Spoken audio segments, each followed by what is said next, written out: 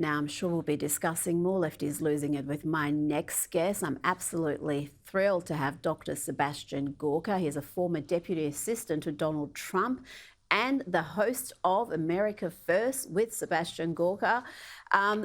Welcome back to the program, Dr. Gorka. You were in that courtroom for this hush money trial. You wrote a fantastic piece about it on your Substack. And it really was a trial with an unashamedly partisan judge brought by a prosecutor. He got into office on a Get Trump campaign.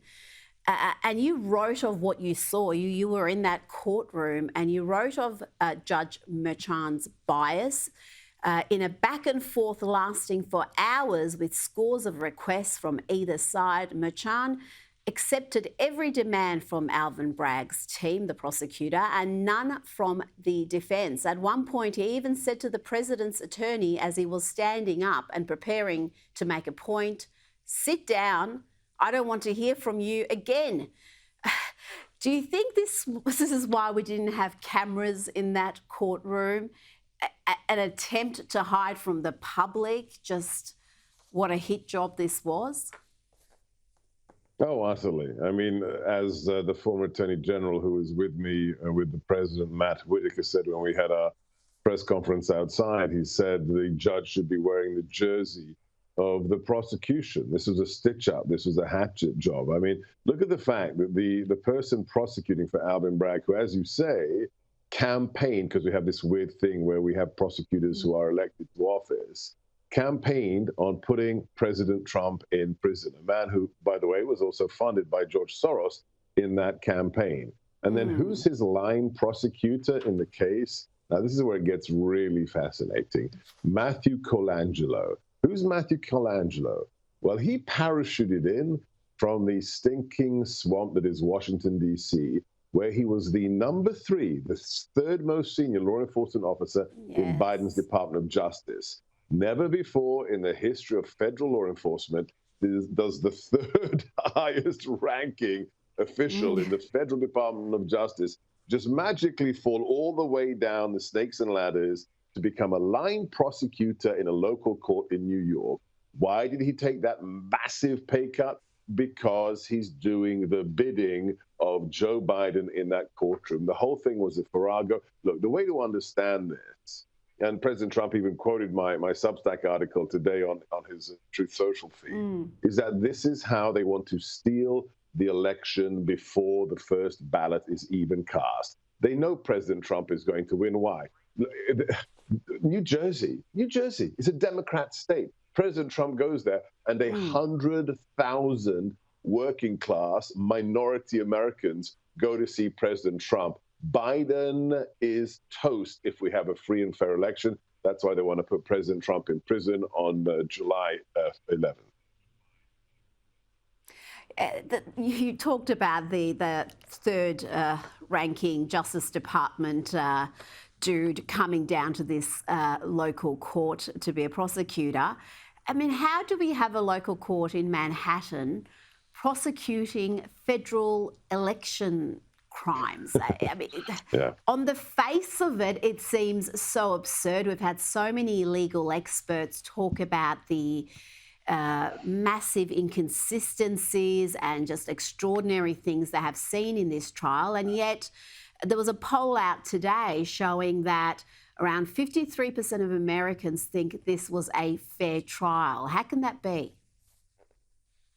Well, because they listen to propaganda whores like CNN and the Washington Post. I mean, that's why. I mean, even your chyron and your introduction is a talking point for the mainstream lying legacy media. Hush money trial. It's not a hush money trial. It's a non-disclosure agreement. I signed a non-disclosure agreement with Mr. Trump in 2015 when I came on board to be his national security advisor for the debates. An NDA is a completely standard business practice in Australia, in the UK, in America, and this is it's a fabricated crime. The statute of limitations expired 5 years ago for what they charged him with, which is a misstatement on a financial internal document. where he said this is legal fees. Well, it was because he was paying his lawyer. And then they come up with this Rube Goldberg lunatic thing that, well, the hush money so-called payment was made to protect the president's reputation during an election. Therefore, it should have been paid for from the campaign fund. But here's where it gets bizarre. When was that payment to the president's lawyer made? This is an important point. January after the election. How can you undermine an election 3 months after the election occurred, unless the check went into, H.G. Wells's time machine and went back in time? The whole thing is a fabrication. Oh, and your other point is completely well taken. It's a federal election.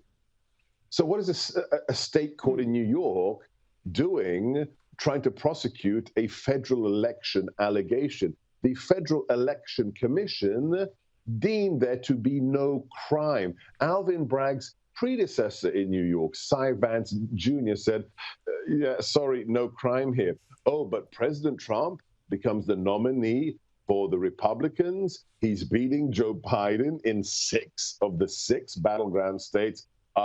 Now we're going to charge him with a trumped-up felony. Everybody sees through this who's awake, has their eyes open, and has a pulse. Now, you were in court. You know President Trump. Did he appear rattled at any point when those verdicts came through and the 34 guilties? Did you sense that he felt fear or despair? This man is quite remarkable. I've never seen him show fear since I've known him since, 2015. Look, he said something quite moving that day. He said that I am prepared to go to prison because the U.S. Constitution is more important than my liberty. What person says that? I mean, let alone what politician? He says, I'm doing this for all of you. It's not about me. And he's right. I mean, Donald Trump, without any question, is the most famous man in the world.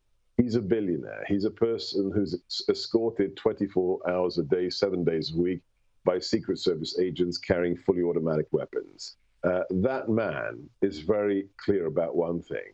If they can do it to him, they can do it to any American. And that's why he will never, ever stop. And as he said last Thursday, standing in that dingy corridor under that neon lighting, the real verdict will be on November the 5th when the American people speak.